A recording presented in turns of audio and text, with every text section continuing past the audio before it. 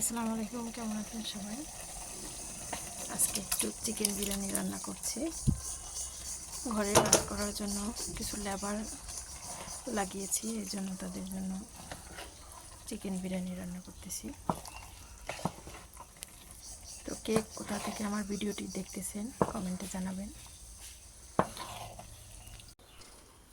পেঁয়াজের কিছু বেরেস্তা এর মধ্যে দিয়ে দিলাম। বিরিয়ানিটা আসলে বিভিন্নভাবে রান্না করা যায়, আমি এভাবেই রান্না করে থাকি। তো বেরেস্তা দেওয়ার পরে এখানে আমি কিছু টমেটো দিয়ে সাজিয়ে নেব উপরে, তারপরে কিছু আস্ত কাঁচামরিচ দিয়ে দেব।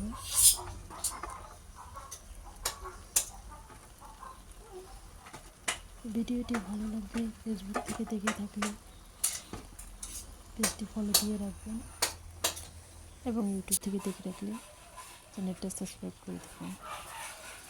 কিছু ধনিয়া পাতার কুচি এর মধ্যে দিয়ে দিলাম। এখন ঢাকনা দিয়ে ঢেকে দমে রেখে দিই। ভালো থাকবেন, সুস্থ থাকবেন।